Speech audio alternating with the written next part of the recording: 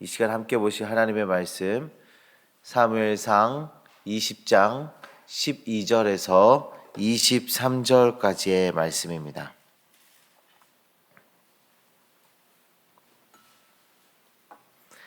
이 시간 함께 보실 하나님의 말씀 사무엘상 20장 12절부터 23절까지의 말씀 한 절씩 교도하여 읽도록 하겠습니다. 요나단이 다윗에게 이르되 이스라엘의 하나님 여호와께서 증언하시거니와 내가 내일이나 모레 이맘때에 내 아버지를 살펴서 너 다윗에게 대한 의향이 선하면 내가 사람을 보내어 내게 알리지 않겠느냐. 그러나 만일 내 아버지께서 너를 해치려 하는데도 내가 이 일을 내게 알려주어 너를 보내어 평안히 가게 하지 아니하면 여호와께서 나 요나단에게 벌을 내리시고 또 내리시기를 원하노라. 여호와께서 내 아버지와 함께 하신 것 같이 너와 함께 하시기를 원하노니 너는 내가 사는 날 동안에 여호와의 인자하심을 내게 베풀어서 나를 죽지 않게 할 뿐 아니라 여호와께서 너 다윗의 대적들을 지면에서 다 끊어버리신 때에도 너는 내 인자함을 내 집에 영원히 끊어버리지 말라 하고 이에 요나단이 다윗의 집과 언약하기를 여호와께서는 다윗의 대적들을 치실지어다 하니라. 다윗에 대한 요나단의 사랑이 그를 다시 맹세하게 하였으니 이는 자기 생명을 사랑함 같이 그를 사랑함이었더라. 요나단이 다윗에게 이르되 내일은 초하루인즉 내 자리가 빈으로 내가 없음을 자세히 물으실 것이라. 너는 사흘 동안 있다가 빨리 내려가서 그 일이 있던 날에 숨었던 곳을 이르러 에셀 바위 곁에 있으라. 내가 관역을 쏘려 함같이 화살 셋을 그 바위 곁에 쏘고 찾아하고 내가 짐진 아이에게 이르기를 보라 화살이 이쪽에 있으니 가져오라 하거든.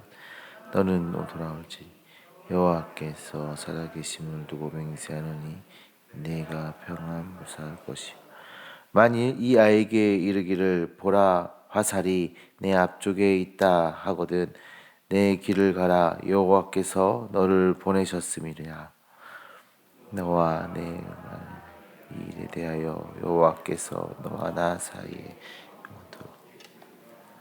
아멘. 오늘 우리가 읽은 이 본문의 말씀에서 기억에 남는 단어들이 혹시 있으신가요? 많이 나오진 않고 있지만 강렬하게 우리에게 남아 있는 그 단어들은 맹세, 언약, 생명 이런 단어들일 것입니다.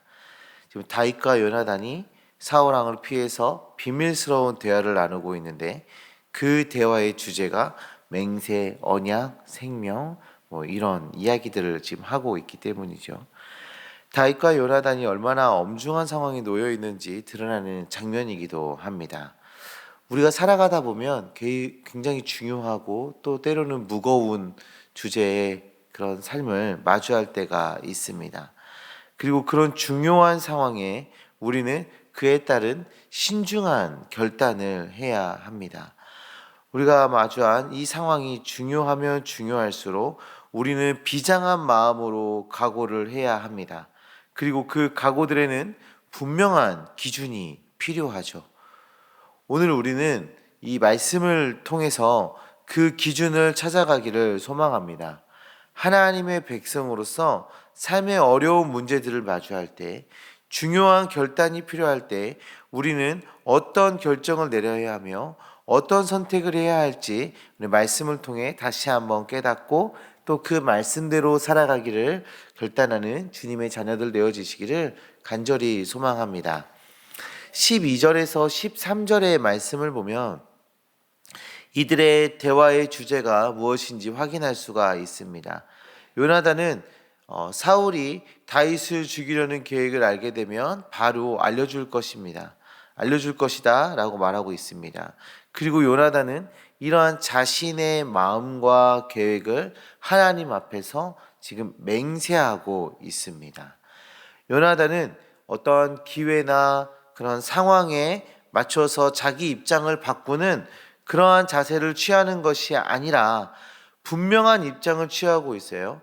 그리고 하나님 앞에서 확고한 자신의 마음을 다시 한번 증언하고 있는 것입니다. 요나단은 다윗이 왕이 될 것이라는 확신을 가지고 있었어요. 그것은 어디에서 알 수 있습니까? 지금 현재 이 본문의 이 상황에서는 지금 한 나라의 왕에게 위협을 당하고 있는 사람은 다윗이고 요나단은 왕자입니다. 목숨과 미래가 불분명한 사람은 요나단이 아니라 다윗이었던 것입니다. 그 요나단은 이 상황상 자연스럽게 다음 왕이 될 유력한 자였습니다. 그런데 그런 다윗에게 요나단은 무엇이라 말하고 있습니까? 14절 15절의 말씀을 보시면 너는 내가 사는 날 동안에 여호와의 인자하심을 내게 베풀어서, 지금 그 여호와의 인자하심을 베풀 자가 요나단이라 이야기하죠.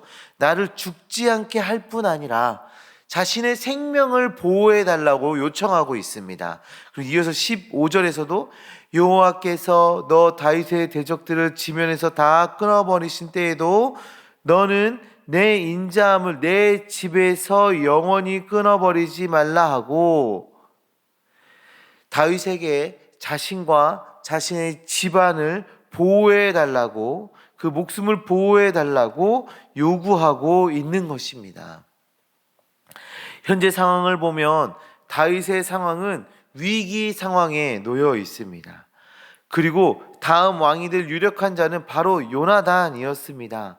그런데 그런 상황, 현실을 바라보는 것이 아니라 요나단은 하나님의 마음과 하나님의 계획을 바라보고 있습니다. 하나님의 역사하심을 바라보고 있는 것이죠. 성도님들, 우리가 주목해야 될 부분은 바로 이곳, 여기입니다. 이 부분이에요. 우리의 결단과 우리의 선택을 결정짓는 요인은 무엇이어야 합니까? 바로 하나님의 마음, 하나님의 계획이어야 합니다. 성도에게 가장 중요한 것은 하나님의 뜻이어야 하는 것입니다. 많은 사람들은 다윗과 요나단의 이 장면을 보고 우정, 인간의 어떤 우정이라는 것으로 결정지으려고 합니다. 물론 이 둘이 지금 보여주고 있는 모습은 세상에 둘도 없는 친구, 일명 피보다 진한 우정을 보여주고 있습니다.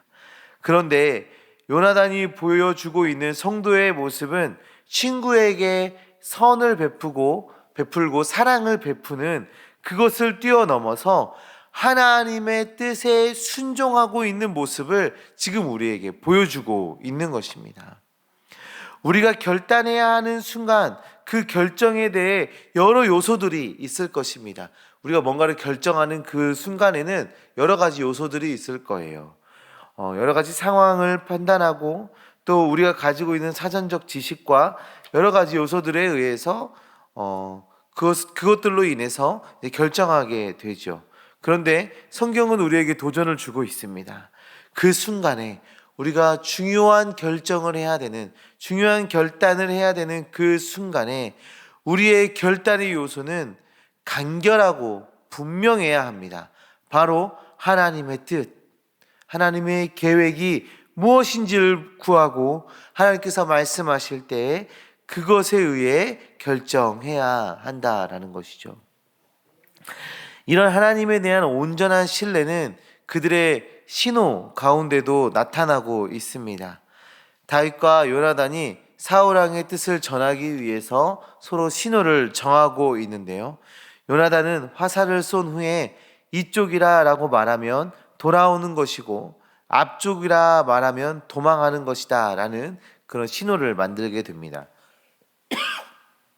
그런데 이때 요나단은 도망자가 되어 광야로 떠나게 될 그 다윗의 상황을 말할 때 이런 표현을 사용합니다.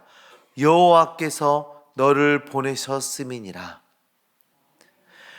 광야로 도망가는 그 발걸음이 여호와께서 보내신 것이라 고백하고 있는 것입니다. 도망자로서 왕에게 쫓겨서 광야로 가야 하는, 도망을 쳐야 하는 그 상황, 그것을 말하면서 여호와께서 너를 보내셨음이니라. 성도님들, 성도의 삶에는 우연이 없습니다. 아무런 계획과 의미 없이 일어나는 일들이 없습니다. 하나님의 인도하심과 계획으로 우리는 살아가게 되는 것입니다. 우리가 어떤 곳으로 보내지든지, 우리가 어디에서 살아가든지 모든 것은 하나님의 뜻 가운데 있다라는 것이죠. 3월 새벽 드린 기도회로 우리가 한 달에 11조를 드리고 있습니다. 오늘 이 시간에 우리가 함께 결단했으면 하는데요.